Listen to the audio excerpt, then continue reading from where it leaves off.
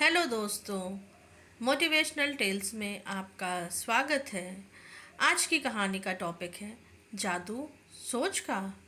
दोस्तों, motivational tales में आज आपको एक बहुत बड़ी सीख सीखने को मिलने वाली है। ये कहानी रोचक होने के साथ साथ एक सीख भी देगी। इस कहानी को अपने फैमिली के साथ ज़रूर सुनना। तो शुरू करते हैं आज की ये खूबसूरत कहानी जादू सोच का। एक बार भगवान गौतम बुद्ध अपने भिक्षुक के साथ गांव जा रहे थे। काफ़ी दूर पैदल चलते चलते वह थक जाते हैं। तब एक भिक्षुक कहता है, गुरुजी, क्या हम आराम कर सकते हैं?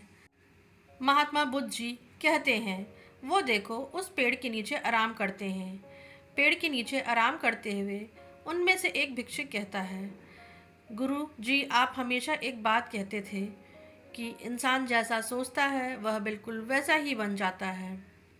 कृपया आप हमें इस बारे में विस्तार से बताइए।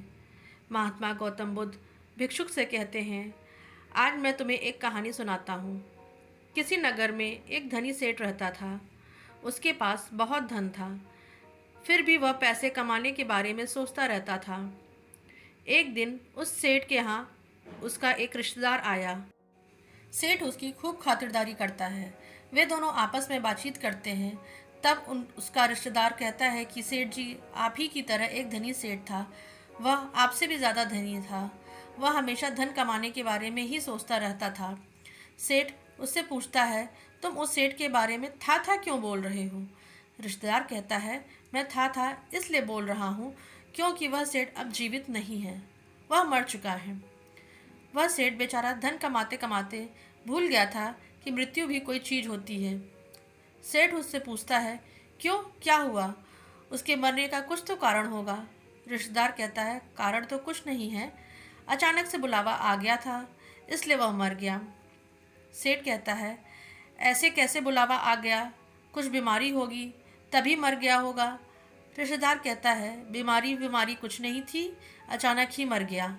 सेठ उसकी बातें सुनकर हैरान रह जाता है, क्योंकि वह अब तक सोचता था कि मृत्यु सिर्फ बीमार होने पर या बुढ़ापा आने पर ही आती है।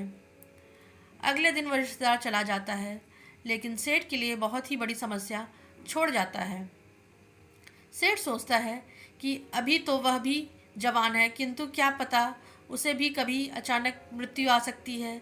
सेठ पहले धन कमाने के बारे में सोचता रहता था, लेकिन अब हर पल मृत्यु के बारे में सोचता रहता था कि कहीं वह मर न जाए। दिन रात हर पल मृत्यु के बारे में सोचकर उसने बिस्तर पकड़ लिया। उसकी तबीयत धीरे धीरे और भी बिगड़ने लगी। कुछ दिनों बाद उसका दोस्त आता है और सेठ से पूछता है कि तुम इतने बीमार कैसे पड़ गए, क्या हुआ? सेठ उसे सारी बात बता देता है। अगले दिन दोस्त सेठ को एक सन्यासी के पास लेकर जाता है और कहता है, ये ज्ञानी सन्यासी हैं, तुम इन्हें अपनी सारी समस्या बताओ, ये तुम्हारी समस्या का हल ज़रूर देंगे। सेठ सन्यासी से कहता है, गुरुजी, मैं अभी मरना नहीं चाहता, मैं जीना चाहता हूँ। मुझे डर है कि कहीं मैं मर न जाऊँ। सन्यासी कहते हैं कि मैं तुम्हारी इस समस्या का अभी हल निकाल देता हूँ।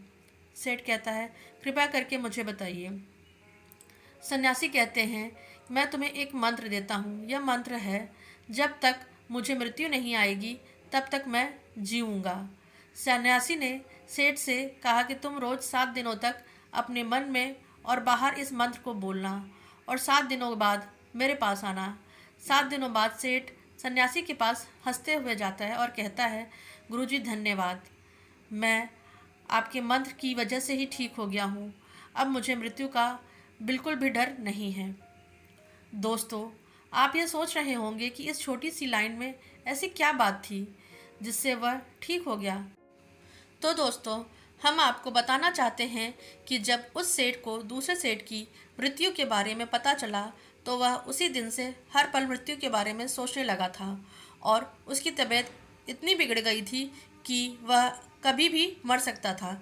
लेकिन जब उस सेठ को दूसरे सेठ के बारे में नहीं मालूम था तो वह धन कमाने के बारे में सोचता रहता था, इसलिए वह धनी होता जा रहा था। तो दोस्तों, हमें इस छोटी सी कहानी से यह समझ आ जाना चाहिए कि हम जो बात अपने मन में और बाहर रटते रहते हैं, वह हमारी ज़िंदगी में हकीकत बन जाता है। बार बार सोची हुई बात हमारी अंतरात्मा में चली जाती है और जिसे हम अंतरात्मा कहते हैं, वही तो है हमारा अर्ध जागृत मन। इस अर्ध जागृत मन की अपार शक्तियों का इस कहानी में मात्र एक छोटा सा रूप आपको देखने को मिला। बाकी फिर किसी और अगली कहानी के माध्यम से और भी जानकारी देने की कोशिश करूंगी, क्योंकि कुछ विशेष विषय बहुत बड़े होते हैं और कहानी छोटी। तो दोस्तों, अगर आपको इस कहानी में कुछ सीखने को मिला और आपको ये कहानी अच्छी लगी हो तो इसे अपने दोस्तों के साथ शेयर भी कर देना। लाइक ज़रूर करिएगा और सब्सक्राइब करना बिल्कुल मत भूलिएगा। Thank you so much.